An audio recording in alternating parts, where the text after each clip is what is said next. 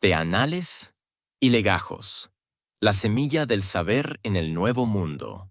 Año del Señor de 1575.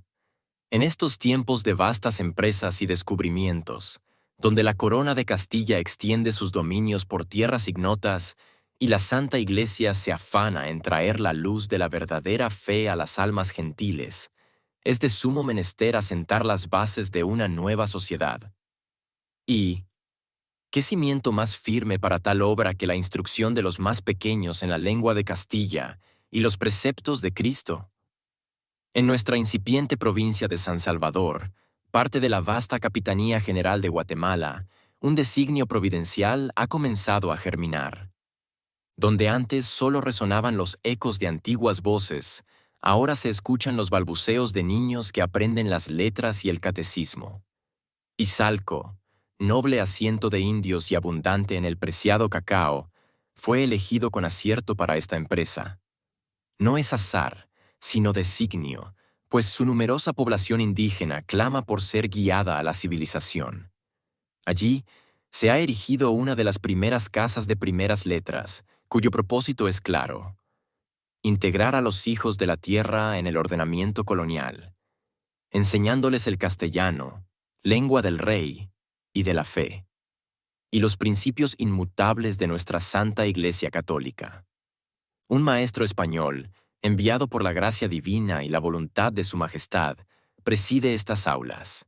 Su presencia es el estandarte de la influencia cultural y lingüística que se busca implantar, pues el dominio del castellano es pilar fundamental para la comunicación y la administración de estas nuevas tierras. Es digno de mención, y así lo registramos en este legajo, que un encomendero ha sido el mecenas de esta noble causa. Aunque el sistema de encomiendas es bien sabido, impone el tributo del trabajo indígena, también conlleva para el encomendero la obligación de velar por la evangelización y, en ocasiones, por la instrucción rudimentaria. Así se cumple, en parte, la labor civilizadora aún en medio de las cargas que impone este vasto imperio. Lo que allí se enseña no son artes mayores, sino el fundamento: lectura, escritura básica y el sagrado catecismo. Una educación elemental, sí, más imprescindible para la salvación de sus almas y para la comprensión de las leyes que rigen estas tierras. Este registro, humilde en su extensión pero vasto en su significado, nos abre una ventana a los albores de la educación formal en lo que hoy conocemos como El Salvador. Nos ilustra cómo la Iglesia, la administración colonial y los encomenderos aunaban esfuerzos, cada uno con sus propios fines, para moldear la sociedad indígena mediante el saber.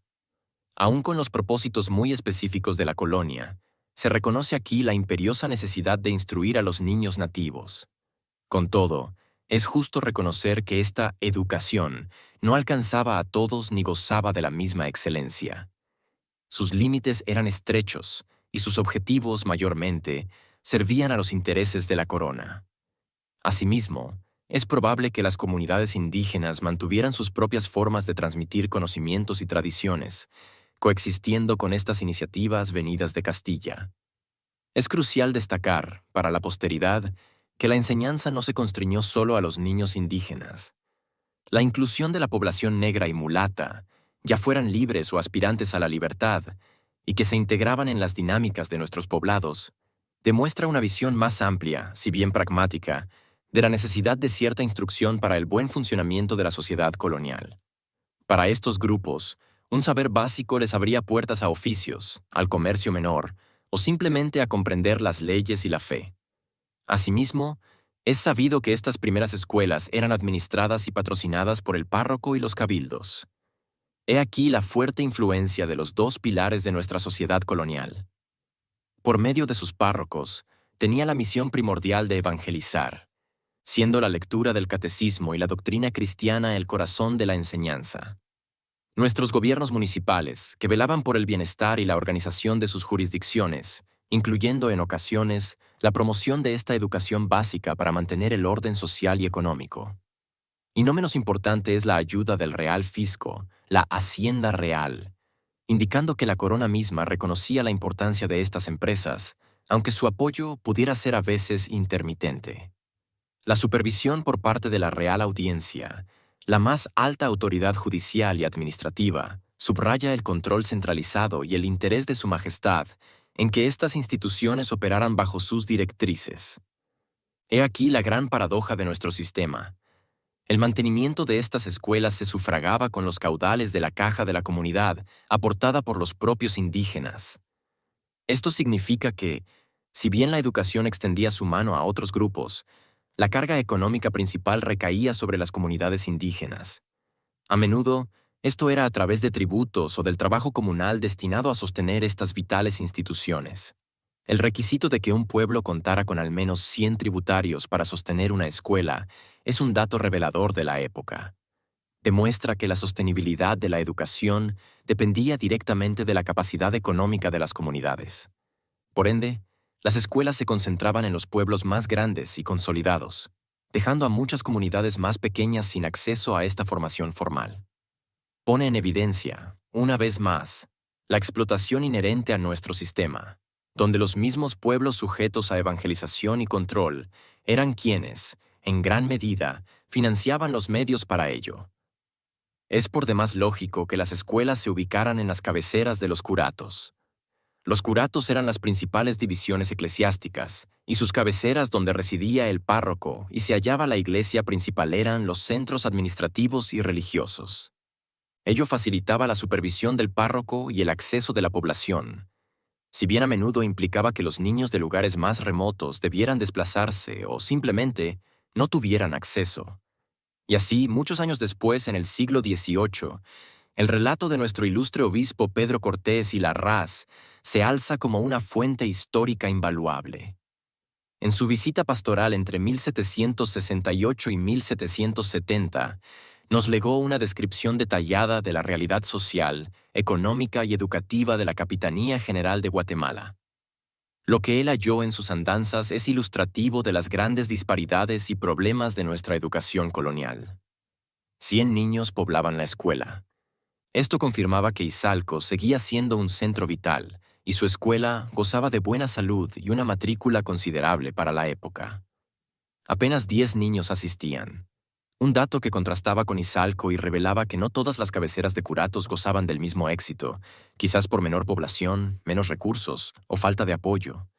Un punto crítico que revelaba la fragilidad del sistema.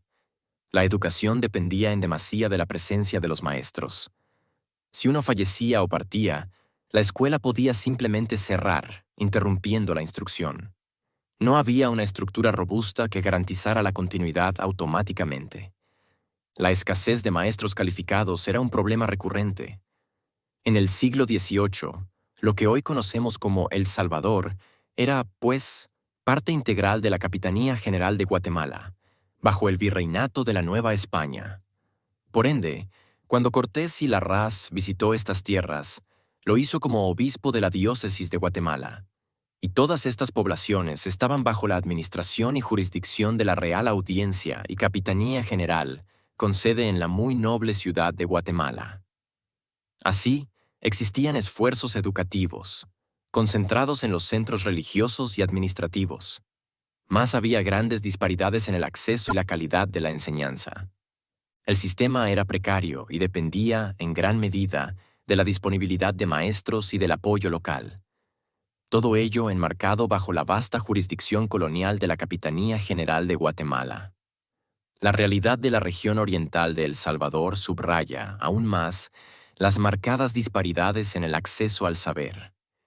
Mientras que algunas zonas como Izalco podían mantener escuelas activas, la situación en lugares como San Miguel, Ereguayquín, Conchagua y Gotera era crítica, con la ausencia de escuelas por muchos años.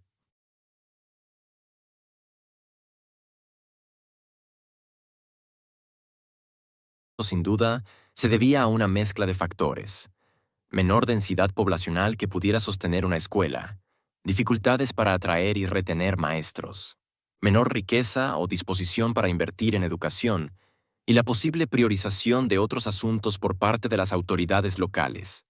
Es de sumo valor, y así debe quedar asentado, el dato de que en otros lugares cercanos a estos, Las escuelas abrieron gracias a que grupos de indígenas se encargaron de enseñar a leer y escribir. Esto revela la resiliencia y la iniciativa de las propias comunidades nativas para suplir las deficiencias del sistema colonial. Es un testimonio palpable de que la educación no siempre fue impuesta desde arriba, sino que también hubo un impulso desde abajo para la adquisición de conocimientos, probablemente para fines prácticos, religiosos o de subsistencia dentro de sus propias estructuras. Año del Señor de 1575. Ya en previas misivas hemos asentado el inicio de la instrucción en estas tierras, y ahora es menester profundizar en el designio y los desafíos que afrontamos. Si bien la primera simiente del saber fue lanzada, pronto se hizo evidente el fracaso sistemático de nuestras incipientes escuelas de primeras letras. El modelo vigente no bastaba para la empresa que la corona y la iglesia se habían propuesto, y esta frustración nos ha llevado a meditar soluciones de mayor aliento y control. La idea de internar a niños y niñas desde tierna edad, con o sin consentimiento de sus padres, es una determinación que revela el celo con que abordamos la erradicación de la ignorancia y la incapacidad de buenas cosas según nuestra justa perspectiva. Es un intento franco de arrancar de raíz aquellas costumbres que se oponen a la verdadera fe y al buen gobierno. El objetivo es claro: forjar súbditos leales a su majestad y fervorosos cristianos desde temprana edad, apartándolos de influencias que pudieren desviar su alma y su razón. Hablamos de enseñarles la doctrina cristiana, las artes útiles y la recta política, para que sean piezas cabales en esta nueva sociedad.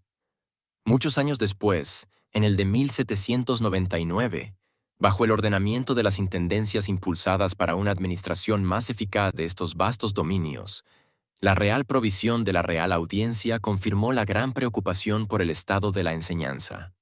Al designar el cuidado de los maestros de primeras letras como primeros encargos de intendentes, corregidores y alcaldes mayores, se evidenciaba la deficiencia de la situación y la urgencia de su remedio. Se buscaba que la educación sirviera a los altos fines de la corona y la iglesia, inculcando los principios de la religión y las buenas máximas morales y políticas. No se trataba solo de enseñar a leer y escribir, sino de adoctrinar y formar ciudadanos que se ajustaran al inquebrantable orden colonial.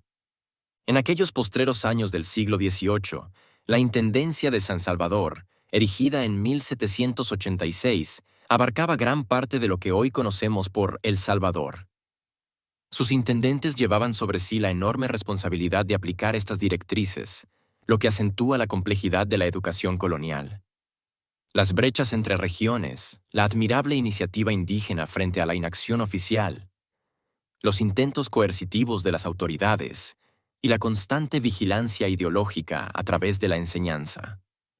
La educación en la época colonial, especialmente hacia finales del siglo XVIII, era, por su naturaleza, profundamente diferenciada, limitada y con un propósito muy específico para cada estamento social.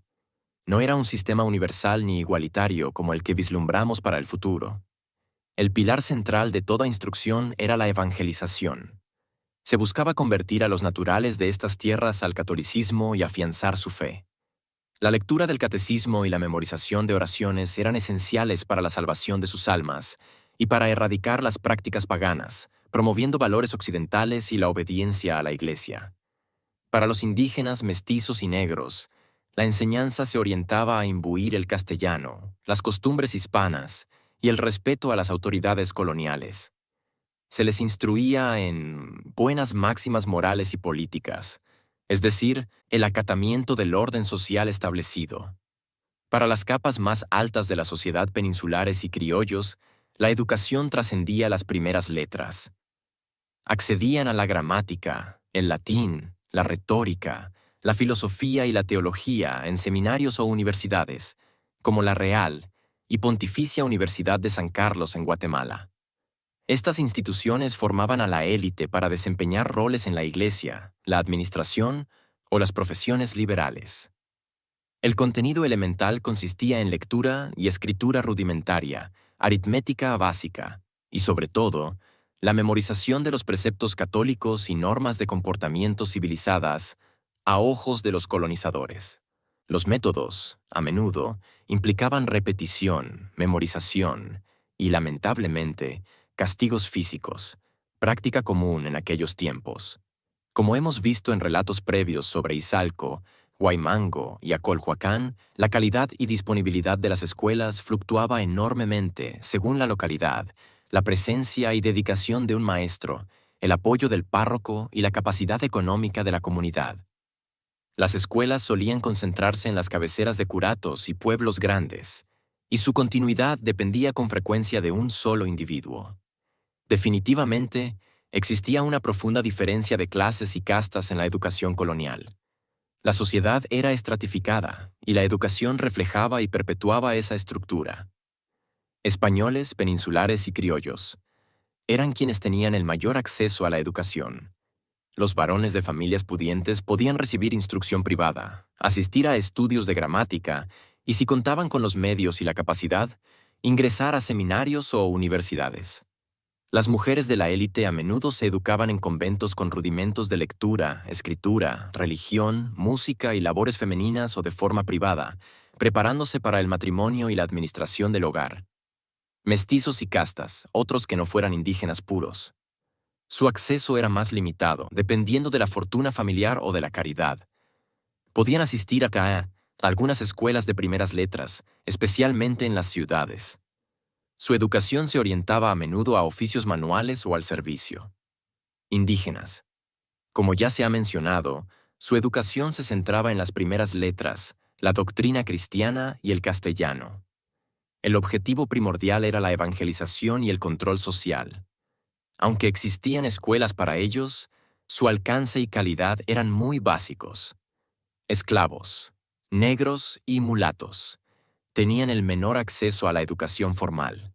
Generalmente, no se les consideraba prioritarios para la escolarización, aunque algunos podían aprender oficios o rudimentos de fe a través de sus amos o la iglesia. La educación era una herramienta para mantener el orden social y la jerarquía, no para promover la movilidad social ascendente para todos. Es vital aclarar la condición de los indígenas. Legalmente, la esclavitud de los naturales fue prohibida desde mediados del siglo XVI, tras debates como la controversia de Valladolid y la promulgación de las leyes nuevas de 1542. La corona española los reconoció como súbditos libres, aunque bajo tutela. No podían ser comprados ni vendidos como propiedad, a diferencia de los africanos esclavizados. Sin embargo, su condición distaba mucho de ser de libertad o igualdad. Estaban sujetos a sistemas de trabajo forzado y tributos que, en la práctica, eran formas severas de explotación. Implicaba que los indígenas eran encomendados a un español para su evangelización, a cambio de su trabajo y tributo. El caso de Diego de Guzmán financiando la escuela de Izalco es un claro ejemplo. Un sistema de rotación de trabajo forzado para proyectos públicos o privados, minas, agricultura, obras públicas. Los indígenas estaban obligados a prestar servicios por un tiempo determinado. Estaban obligados a pagar un tributo a la corona o al encomendero, ya sea en especie o en trabajo. Muchos indígenas estaban ligados a haciendas o servían a patrones españoles en condiciones de semiesclavitud de facto. Así, aunque legalmente no eran esclavos, su realidad era la de una población subyugada, explotada y sin verdadera libertad, sometida a un control estricto de las autoridades coloniales, la iglesia y los terratenientes. Su estatus era el de vasallos del rey, pero con una categoría jurídica inferior y una carga de obligaciones que los mantenía en una posición subordinada.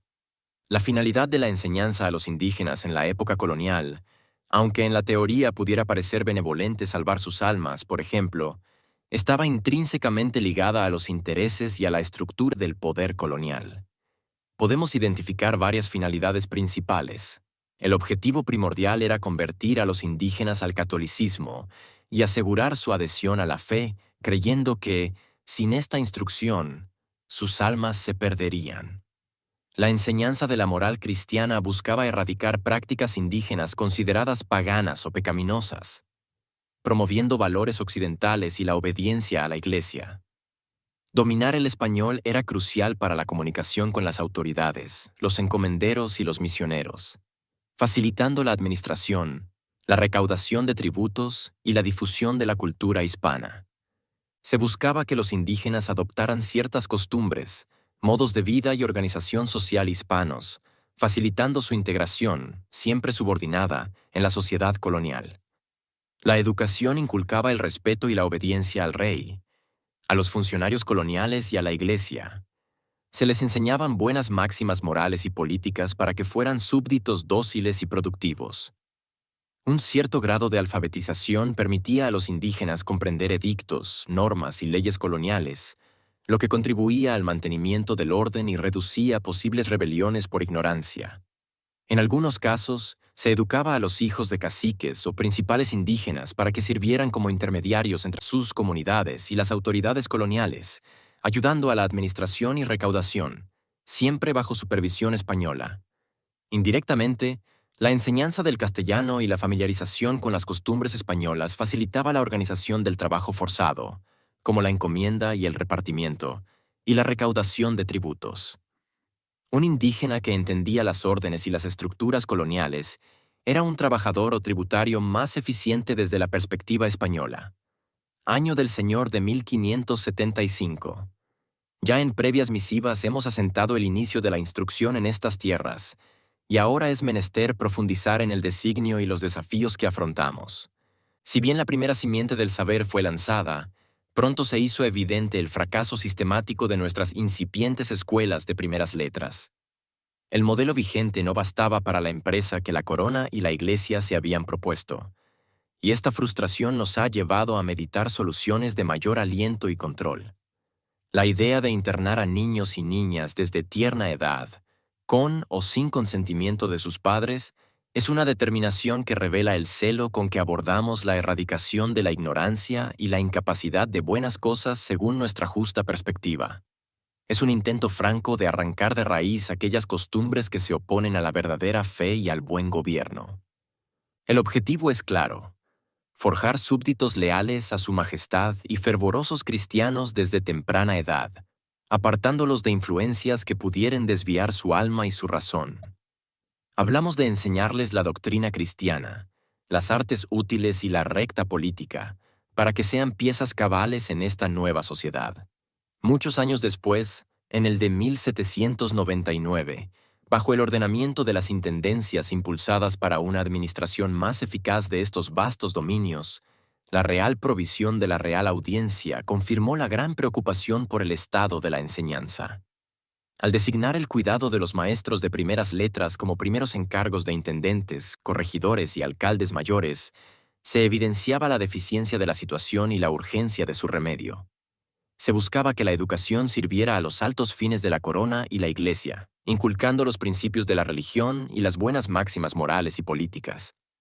No se trataba solo de enseñar a leer y escribir, sino de adoctrinar y formar ciudadanos que se ajustaran al inquebrantable orden colonial.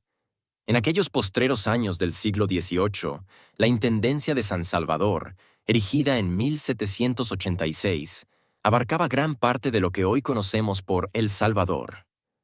Sus intendentes llevaban sobre sí la enorme responsabilidad de aplicar estas directrices, lo que acentúa la complejidad de la educación colonial.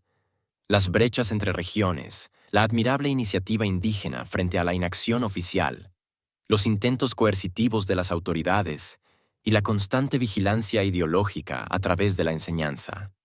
La educación en la época colonial, especialmente hacia finales del siglo XVIII, era, por su naturaleza, profundamente diferenciada, limitada y con un propósito muy específico para cada estamento social.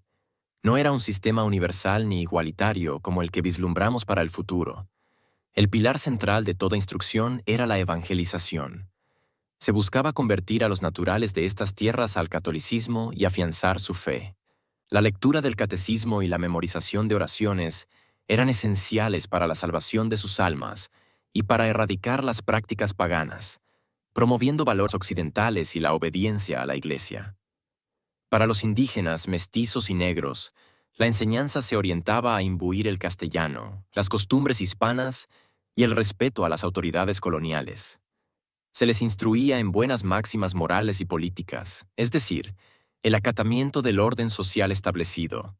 Para las capas más altas de la sociedad peninsulares y criollos, la educación trascendía las primeras letras. Accedían a la gramática, el latín, la retórica, la filosofía y la teología en seminarios o universidades, como la Real y Pontificia Universidad de San Carlos en Guatemala. Estas instituciones formaban a la élite para desempeñar roles en la Iglesia, la administración o las profesiones liberales. El contenido elemental consistía en lectura y escritura rudimentaria, aritmética básica y, sobre todo, la memorización de los preceptos católicos y normas de comportamiento civilizadas a ojos de los colonizadores.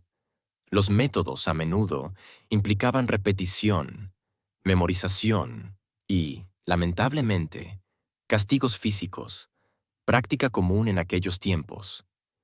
Oh, valientes almas que escudriñáis la historia, escuchad el resonar de los viejos pergaminos.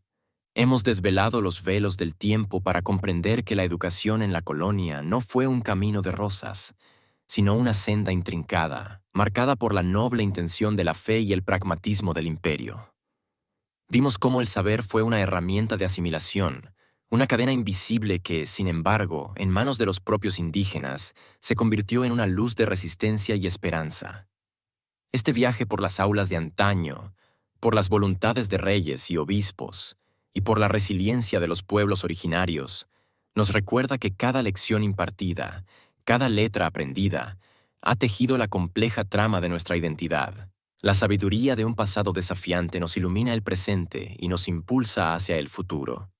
Si esta inmersión en los anales de la Intendencia de San Salvador ha encendido en vuestros corazones la chispa del conocimiento y el deseo de comprender más a fondo las raíces de vuestra nación, no dudéis en uniros a esta noble empresa del saber. Dad me gusta a este relato para que su luz llegue a más buscadores de la verdad, y suscribíos a nuestro canal para que juntos sigamos desenterrando los tesoros ocultos de nuestra grandiosa historia. Que la curiosidad os guíe y la verdad os acompañe.